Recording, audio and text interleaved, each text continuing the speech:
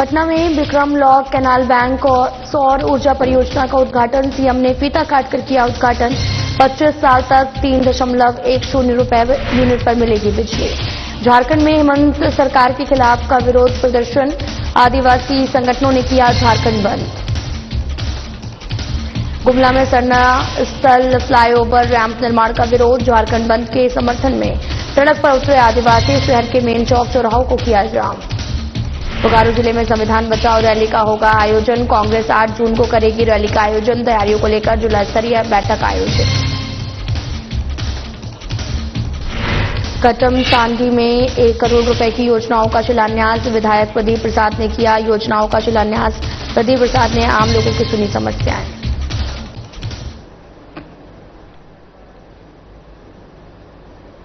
नमस्कार, मैं हूं आपके साथ अंकिता पाल। बुलेटिन की शुरुआत करते हैं। पटना जिला अंतर्गत विक्रम लॉ कैनाल बैंक सौर ऊर्जा परियोजना का सीएम नीतीश कुमार ने फीता काटकर उद्घाटन किया है और उद्घाटन के पश्चात मुख्यमंत्री ने विक्रम लॉ कैनाल बैंक सौर ऊर्जा परियोजना परिसर का निरीक्षण किया। परियोजनाओं की कार्य पद्धति एवं व्यवस्थाओं के संबंध में जानकारी ली। बताया गया कि इस परियोजना को स्थापित करने के लिए राज्य सरकार द्वारा राशि का वहन नहीं किया गया। ऊर्जा विभाग के द्वारा किए गए इकरारनामा के तहत में निजी कंपनी के द्वारा 25 सालों के लिए यूनिट दर की बिजली जो है वो ऊर्जा विभाग को उपलब्ध कराई जाएगी, जिससे विक्रम और इसके आसपास के लोगों को सस्ते दाम पर हरित एवं स्वच्छ ऊर्जा का लाभ मिलेगा।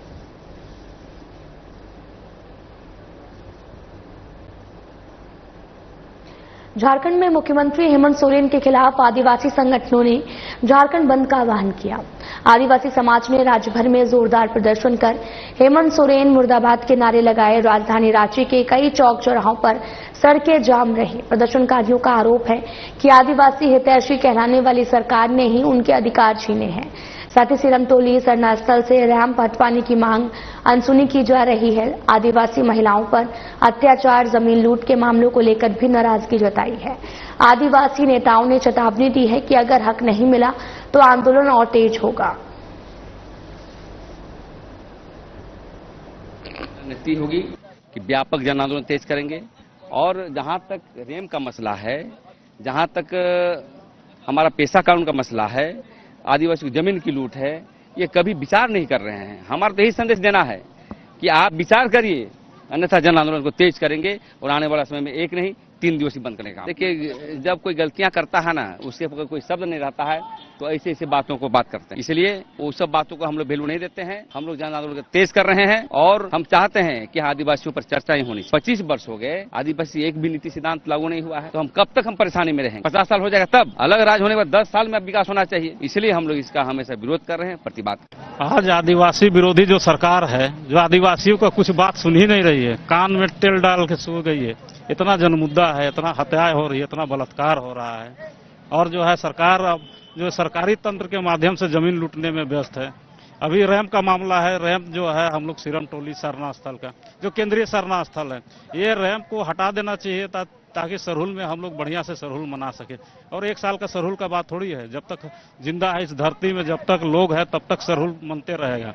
तो अगर रैंप अगर नहीं हटाया गया तो वो भी रैंप यथास्थिति बना रहेगा और आने वाला दिन में हमारा जो धार्मिक का अतिक्रमण होगा, हमारा जो सामाजिक जो ढांचा है, स्ट्रक्चर जो चेंज होगा।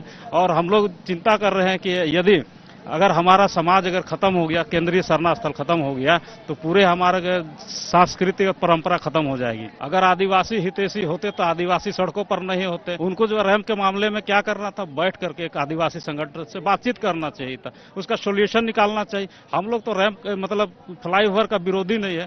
हम लोग चाह रहे थे सिरमटोली में जो रैंप उतारा है वो कनेक्टिंग फ्लाईओवर बनाया जाए ताकि किसी को असुविधा ना हो, हम लोग को भी सरहुल जाने में जो है सुलभ हो और सरकार का भी जो है वो जो रैंप सिरमटोली जो रैंप है उसमें भी सुविधाजनक आगमन हो। बुधवार को कई आदिवासी संगठन के द्वारा सिरमटोली स्थित सरना स्थल फ्लाईओवर रैंप निर्माण के विरोध में झारखंड बंद के समर्थन में सड़क पर उतरे।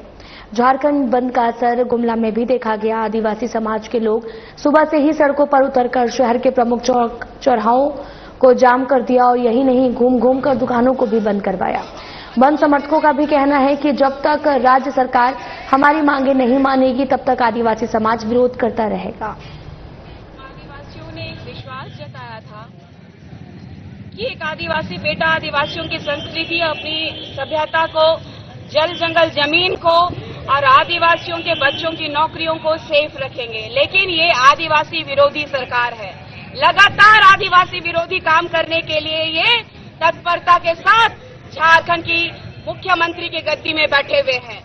आज हम झारखंड के समस्त आदिवासी संगठन के द्वारा सिरम टोली बचाओ संघर्ष मोर्चा सह आदिवासी संघर्ष मोर्चा गुमला के तत्वाधान में पूरा गुमला का बंद का आह्वान हम लोगों ने किया है और आज गुमला को हम लोग अभी बंद के लिए निकले हैं और पूरा चक्का जाम हो गया है। एक भी दुकानें नहीं खोली, एक भी गाड़ी नहीं चल रही है और इस प्रकार ये बंद अभी तक सार्थक नजर आ रहा है और उम्मीद करते हैं इस बंद को हम लोग कायम रखेंगे और एक भी गाड़ी को, एक भी दुकान को हम खुलने नहीं देंगे। आगामी 8 जून को बोकारो जिले में कांग्रेस के द्वारा संविधान बचाओ रैली का आयोजन किया जाना है, जिसकी तैयारी को लेकर बोकारो परिसदन में बोकारो जिला स्तरीय बैठक की गई, जिसकी अध्यक्षता बोकारो जिला अध्यक्ष उमेश गुप्ता ने की है। बैठक के बाद उमेश गुप्ता ने कहा कि आगामी 8 जून को होने वाली संविधान बचाओ रैली को तैयारी को लेकर बैठक आयोजित की गई थी। बैठक में रैली को ऐतिहासिक बनाने को लेकर चर्चा की गई। साथ ही बताया गया कि आयोजित रैली में कांग्रेस प्रदेश अध्यक्ष, कांग्रेस झारखंड प्रभारी के साथ कई नेता भी मौजूद रहेंगे। 8 जून को बोकारो जिला स्तरीय संविधान बचाओ रैली का आयोजन रखा गया है। इसकी तैयारी के लिए बोकारो जिला कमेटी सभी हमारे सम्मानित कांग्रेस जन, वरिष्ठ कांग्रेस में सभी लोग आज बैठ कर हमने उसकी तैयारी मंत्री और बैठक किए। ऐतिहासिक रैली और सभा हो संविधान बचाने का जो कार्यक्रम अभी तैयारी हो जाएगा तो सब बता दिया जाएगा कार्यक्रम कहाँ होगा। मौसम को देखते हजारीबाग सदर विधायक प्रदीप प्रसाद के द्वारा सदर विधानसभा के कटम सांडी प्रखंड के पूर्वी भाग में लगभग 1 करोड़ के आसपास की योजनाओं का शिलान्यास किया गया। योजनाओं के शिलान्यास के बाद में सदर विधायक के द्वारा कई जगहों पर जनसभा भी की गई। साथ ही आम लोगों से मुलाकात कर उनकी समस्याओं को सुना। सदर विधायक ने तत्काल कई समस्याओं का ऑन द स्पॉट समाधान भी किया। लोगों के बीच जा रहे हैं और 18 जगह शिलान्यास का कार्यक्रम है। इसी बहाने लोगों से मिलना जुलना हो रहा है। क्या समस्या है सुन रहे हैं, जो भी समस्या है निष्पादन करने की ओर आगे बढ़ रहे हैं। किन समस्याओं से रूबरू हुए अभी तक आप? क्योंकि बहुत जगह बिजली की समस्या है, कहीं सड़कें नहीं है, कहीं नाली की समस्या है, बस यही सब है और विशेष नहीं है और उस पर तुरंत कार्रवाई किया जाएगा। जितना जल्दी हो सके उसमें अमल करके उसको हम लोग चाहेंगे विकास का। सेल बोकारो स्टील के द्वारा प्रशिक्षित किए गए 1500 बेरोजगार युवकों ने नियोजन की मांग को लेकर आंदोलन किया था। इसके बाद में प्रत्येक महीने 50 अपेंडिक्स किए हुए युवाओं को कंपनी में नियोजन देने की बात पर सहमति बनी थी, लेकिन 2.5 महीने बीत जाने के बाद भी इस पर पहल शुरू नहीं हुई। साथ ही इसको लेकर बोकारो विस्थापित अप्रेंटिस संघ ने सेल प्रबंधन से भी कहा कि प्रबंधन विस्थापितों के सब्र की परीक्षा न ले। इसे लेकर एक बार फिर से विस्थापित आंदोलन की राह पकड़ने की बात कह रहे हैं। प्रेम महतो की शहादत दिवस के 2 महीना उपरांत फिर से हम लोग एक कुटन गार्डन में एक मीटिंग रखे हैं और मीटिंग में हम लोग समीक्षा कर रहे हैं कि हम लोगों ने क्या खोया क्या पाया। हम लोगों ने सिर्फ विस्थापितों ने सिर्फ देखा, समझौता कर किया कि हम लोगों को कुछ मिलेगा, लेकिन उसमें भी हम लोगों को कुछ दिखाई नहीं दे रहा है। समझौता के उपरांत हुआ था कि 50 लाख रुपया उनको मिला। प्रेम महतो के आश्रित को जो नियोजित किया गया, ठीक ना, वो भी ठीक है। और उसमें जो आश्वासन दिया गया था कि उनके नौकरी के लिए हम यहाँ से एक लेटर दिल्ली बढ़ाएंगे, वो आज तक लेटर नहीं बढ़ा। विस्थापित अप्रेंटिस संघ के 1400 अभ्यर्थियों को सांसद महोदय के द्वारा और डीसी मैडम के द्वारा आश्वासन दिया गया था कि यहाँ से एक लेटर दिल्ली बढ़ाएंगे और दिल्ली से अप्रूवल। जमशेदपुर पश्चिम के विधायक सरयू राय के प्रयास से श्री बालाजी अन्नपूर्णा मध्याह्न भोजन कार्यक्रम के तहत में चलंत भोजनालय की शुरुआत की गई है। कदमा स्थित मां रंकनी मंदिर में इस चलंत भोजनालय का विधिवत पूजा अर्चना की गई है, जिसके बाद में इसे हरी झंडी दिखाकर रवाना किया गया और इस चलंत भोजनालय में दाल, भात, सब्जी और अचार केवल 5 रुपए में उपलब्ध होगा। वहीं विधायक सरयू राय ने भी कहा कि जरूरत के अनुसार आगे और वाहनों की संख्या बढ़ाई जा सकती है।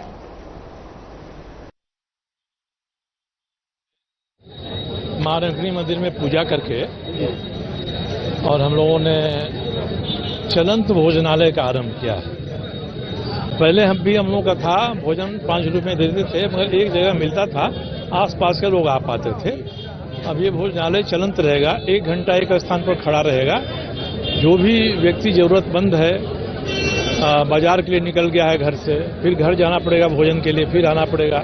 दुकान में काम करने वाले हैं, सब्जी बेचने वाले हैं, मजदूरी करने वाले हैं, रिक्शा टेम्पो चलाने वाले हैं, ऐसे जो जरूरतमंद लोग हैं वे 5 रुपया देकर चावल, दाल, सब्जी, अचार इसका आनंद ले सकते हैं। इतना भोजन उनको मिलेगा और 1-1 घंटे 3-4 जगहों पर ये गाड़ी रहेगी। धीरे धीरे सभी जगह पर जानकारी हो जाएगी कि ये गाड़ी हमारे यहाँ कितना बजे पहुँच रही है, उसके हिसाब से लोग प्रतीक्षा में रहेंगे। हमारी कोशिश है कि हम लोग 150 लोगों के भोजन से शुरुआत कर रहे हैं। संख्या बढ़ाने की जरूरत होगी तो आगे हम लोग बढ़ाएंगे। झारखंड के हजारीबाग जिले से हैरान करने वाली तस्वीरें सामने आई। फतह के जंगल में दर्जनों 108 एम्बुलेंस खड़ी जंग लग गई है। सरकार की मुफ्त सेवा योजना के तहत शुरू की गई ये एम्बुलेंस आज गैराज में सड़ रही हैं, जबकि मरीज सड़क पर तड़प रहे हैं। मिस्त्री और गैराज मालिक दोनों ने साफ कहा है कि जब तक भुगतान नहीं होगा गाड़ियां यहीं रहेंगी। सरकार कहती है कि 108 सेवा हर गांव, हर मरीज तक पहुंचेगी, लेकिन हकीकत में गरीब घंटों फोन करते रहते हैं और फिर प्राइवेट एम्बुलेंस के लिए कर्ज लेते हैं। हजारीबाग सांसद मनीष जायसवाल ने इसे लेकर सरकार की लापरवाही बताया है और कहा कि गरीबों की जीवन रेखा टूट रही है। डेफिनेटली अभी जो है सिविल सर्जन साहब से जो मेरी बात हुई है, कुछ 108 एम्बुलेंसेस हैं जो कि खराब स्थिति में हैं और कुछ रिपेयर्स हुए हैं। ये स्टेट के भी संज्ञान में है। स्टेट जो डिपार्टमेंट है, हेल्थ डिपार्टमेंट है, जैसे जैसे जो ठीक होते जा रहे हैं उसको हम लोग जो है प्लान कर रहे हैं। विद इन 2 to 3 डेज जो है इमीडिएटली वो ऑपरेशनल कंडीशंस में आ जाएंगे और जो मरीजों को जो हॉस्पिटल तक पहुंचाने का जो उनका काम है उसमें उनका सर्विसेज को लिया जाएगा। और जो खराब पड़े हैं उनको स्टेट के द्वारा भी जो है मैकेनिक्स वगैरह प्रोवाइड किए गए हैं, उनको जल्द से जल्द ठीक करके उनको भी सर्विसेज में लाई जाएंगे। देखिए, जो हमको संज्ञान में है कि 10 से 12 एम्बुलेंस फतह के जंगल में एक जगह है, वहां पर किसी गैरेज में पड़ा हुआ है। उसमें से कुछ बना हुआ है, कुछ जो है बनने के कगार पर है। इसी प्रकार से आप रांची जाइएगा तो कई एक जगह पर, नानकुम में भी देखिएगा, खेलगांव के आसपास में देखिएगा, आप जगन्नाथपुर थाना के थोड़ा सा आगे जो मैदान में देखिएगा तो एम्बुलेंस जो 108 के एम्बुलेंस खड़े आपको दिखेंगे। सारा मामला राज्य सरकार से पेमेंट का है। उनको पेमेंट नहीं मिल रहा है, जिसके चलते वो लोग अपने आप को चलाने में असहज महसूस कर रहे हैं। उनसे जब हम लोग उनसे बात करते हैं तो पता चलता है कि भाई पेमेंट ही नहीं हुआ। कोई कुछ महीना बोलता है, कोई कुछ महीना बोलता है। आप हेल्थ सेगमेंट में ही आयुष्मान भारत का देख लीजिए। आयुष्मान भारत से अब अस्पताल अपने आप को अलग करने लग गए हैं। अस्पताल हजारीबाग शहर के मुख्य क्षेत्र मेन रोड के व्यवसायिक संघ के प्रतिनिधि मंडल ने हजारीबाग लोकसभा क्षेत्र के सांसद मनीष जायसवाल से मुलाकात की। सांसद से मुलाकात के दौरान व्यवसायियों ने उन्हें क्षेत्र में उत्पन्न हो रही समस्याओं से अवगत कराया। इसे लेकर व्यवसायियों ने उन्हें एक ज्ञापन भी सौंपा है। तो खाली चर्चा हो पाई है और हम चाह रहे थे कि जो व्यवस्था खराब हो रही है, सारे व्यवसाय परेशान हैं। सारे व्यवसाय दुकानदार लोग इस तरह से परेशान है कि बाहर से कस्टमर शहर में नहीं आ पा रहे हैं। शहर अगर आ पा रहे हैं तो मेन रोड नहीं आ पा रहे हैं। लेडीज, जेंट्स, बड़े बुजुर्ग सामान ढो के इस व्यवस्था में सामान ढो के अपने किसी गंतव्य तक पहुंच सकते। इस कारण लोग को काफी परेशानी हो रही है। दुकानदार भी इसमें आहत हो रहे हैं। हम लोगों ने अपने लोकप्रिय सांसद श्री मनीष जायसवाल जी से अपनी समस्याओं को लेकर के मुलाकात की। उसका उन्होंने बहुत ही जल्द समाधान करने का आश्वासन दिया है। हम लोगों की मुख्य समस्या है टोटो का आवागमन चारों तरफ से बंद कर दिया गया है। अब आदमी क्या है कि सामान लेने जाएगा, ये खरीदने जाएगा, या दुकानदार खुद भी जाएगा तो टोटो पे जाएगा। अब टोटो नहीं चलने के कारण क्या है कि आदमी ना सामान खरीद सकता है, ना उसे वहन करके ला सकता है। और जिस तरीके से ट्रैफिक पुलिस के द्वारा टोटो, स्कूटी, मोटरसाइकिल पर चलते हुए गाड़ी पर से फोटो खींच करके उसका चालान काट दिया जा रहा है, जो न्याय संगत कहीं से भी नहीं। हजारीबाग में बकरीद के अवसर पर सुरक्षा व्यवस्था को सुनिश्चित करने के उद्देश्य से जिला प्रशासन द्वारा झंडा चौक पर एक मॉक ड्रिल का आयोजन किया गया। ये मॉक ड्रिल पुलिस प्रशासन, आपदा प्रबंधन दल, स्वास्थ्य विभाग, अग्निशमन विभाग के संयुक्त सहयोग से किया गया। इसका मुख्य उद्देश्य बकरीद के दिन संभावित आपात स्थितियों से निपटने की तैयारियों को परखना है, जिसका जायजा लिया हमारे हजारीबाग संवाददाता प्रमोद खंडेवाल ने। हजारीबाग की बात और आगामी 7 तारीख को बकरीद पर्व को लेकर आज शहर की हृदय स्थली कहे जाने वाली झंडा चौक पर मॉक ड्रिल किया जा रहा है। जी बिल्कुल, आप ये देख सकते हैं कि जिला प्रशासन मुस्तैद है मॉक ड्रिल के लिए, क्योंकि सुरक्षा के पुख्ता इंतजाम किए जा रहे हैं। उसके लिए आज मॉक ड्रिल जिला प्रशासन की तरफ से, और ये शहर का झंडा चौक वाटर कैनन जैसे तमाम चीजों को दिखलाया जाए किस तरीके से अगर कोई आपदा आ जाता है तो कैसे उसे बचाया जाएगा। जैसे हुई कैमरामैन के साथ प्रमोद खंडेवाल, ताजा प्लस न्यूज, हजारीबाग। आगामी बकरीद को लेकर बोकारो जिला प्रशासन तैयारी में जुटा है। इसी कड़ी में बोकारो उपायुक्त और एसपी ने जिले के तमाम अधिकारियों के साथ में बैठक कर तैयारियों को दुरुस्त करने का निर्देश दिया। मौके पर जिले के बीडीओ, सीओ, डीएसपी, इंस्पेक्टर और थाना प्रभारी मौजूद रहे। इस दौरान सभी को अपने अपने थाना क्षेत्र में संवेदनशील जगहों पर नजर रखने, किसी भी तरह का अफवाह फैलाने वालों पर सख्त कार्रवाई का निर्देश दिया है। आज बकरीद की तैयारियों की समीक्षा एक बैठक की गई थी जिला प्रशासन द्वारा, जिसमें जो भी कंसर्न्ड ऑफिसर्स हैं, जो भी फील्ड फॉर्मेशन है, सभी को उसके रिगार्डिंग बहुत अलर्ट रहने और आम जनता जो है जो ये त्यौहार सेलिब्रेट करना चाहती है वो पीसफुली एंड खुल के अपना त्यौहार सेलिब्रेट कर सके, और जो भी एंटी सोशल एलिमेंट्स हैं जो किसी तरह से कम्युनल हार्मनी को जो है डिस्टर्ब करना चाहते हैं, उनके खिलाफ एक स्ट्रांग मैसेज देने के लिए जो प्रिपेयर्डनेस है उसकी एक समीक्षा बैठक थी। इसपे बकरीद का त्यौहार आ रहा है, सभी लोगों को शुभकामनाएं। बकरीद का त्यौहार पूरा जिला हर्षोल्लास से मनाएगा। बकरीद के त्यौहार में सभी लोग, चाहे वो जिनका बकरीद का त्यौहार है, जो लोग मनाते हैं, अल्पसंख्यक समुदाय के लोग वो रहेंगे, और जो बहुसंख्यक समुदाय के लोग हैं वो भी सब मिलजुल कर इस त्योहार को मनाएंगे। आपसी सौहार्द, सहृदय, सब मिलजुल कर बोकारो की गरिमा को, बोकारो के उत्साह को, बोकारो की स्वस्थ परंपरा को आगे बढ़ाएंगे। यही कहा है। प्रशासन के अपने एहतियात होते हैं, प्रशासन की अपनी स्ट्रैटेजी होती है काम करने के लिए, जिसमें आम जनता का विश्वास प्रशासन पर बना रहे।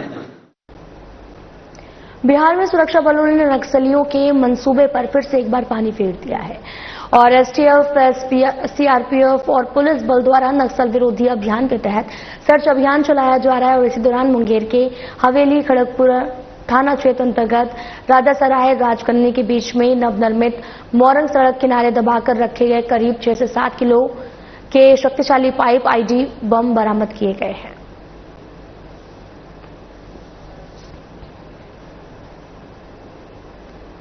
मोकामा प्रखंड के दरियापुर गांव स्थित एक घर में घुसे एक युवक मोहम्मद नियाज उर्फ बुलेट की पीट कर हत्या कर दी गई।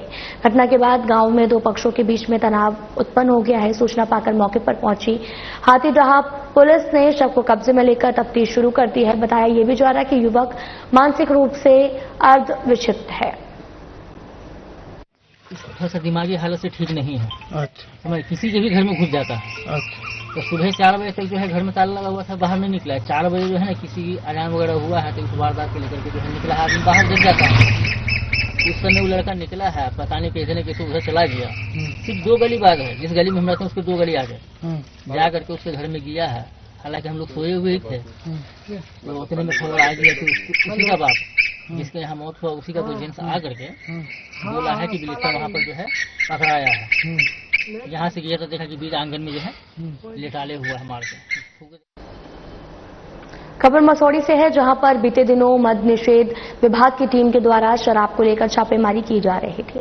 बताया गया कि उस दौरान भगाने के क्रम में एक व्यक्ति की मौत पानी में डूबने से हुई थी और इस घटना से आक्रोशित लोगों ने मद्य निषेध विभाग की पुलिस टीम पर हत्या का आरोप लगाते हुए सड़क जाम किया गया था। और इस पूरे मामले को लेकर उत्पाद अधीक्षक संजय कुमार चौधरी ने बताया कि उपद्रवी तत्वों ने गाड़ी को आग के हवाले कर दिया था एवं उत्पाद विभाग के कार्यालय में भी तोड़फोड़ की गई थी।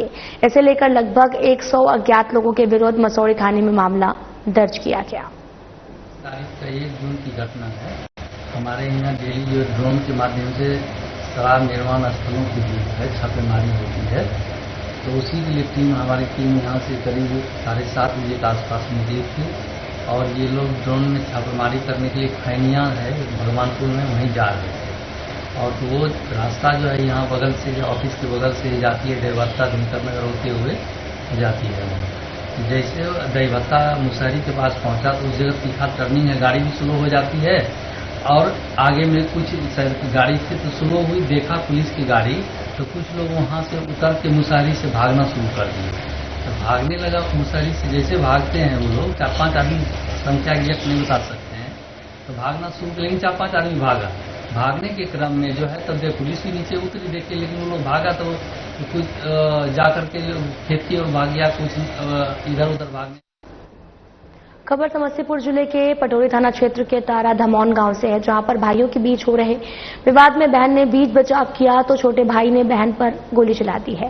गोली बहन सुनीता देवी के दाहिने जांघ में लगी। गोली लगने के बाद में जख्मी सुनीता देवी को आनन फानन में परिजनों ने इलाज के लिए समस्तीपुर सदर अस्पताल में भर्ती कराया, जहां उसकी स्थिति नाजुक बनी है। घर में घर घर लिए पूरे हम अपन जगह रहे घर लिए ना तो बहुत तकलीफ हो गई। जब जमीन घेरे चापा कल सरकारी कर ले हम घेर ले हमारे सामान चोरी हो गया, हम घेर ले घूम गए अपन पानी ले जाए पानी तो रोकना अथी वाला कल अथी वाला पानी चापो कल वाला पानी चल रहा डगर वो पानी। दीदी बैठी हुई थी, भाई आया गोली चला दी। गोली चला दिया। अच्छा, ये गोली चलाने का कारण क्या है? अरे ये विवाद यही है, कॉल एक सरकारी है, वो अपना हिस्सा में हम घेर लिए। बात यही है, बोले जो पानी पीना है तो टाटी घेरा हुआ है, हमारा अंदर से आके पानी ले जाओ। बात इतना ही है। फिलहाल में इतना ही। नमस्कार।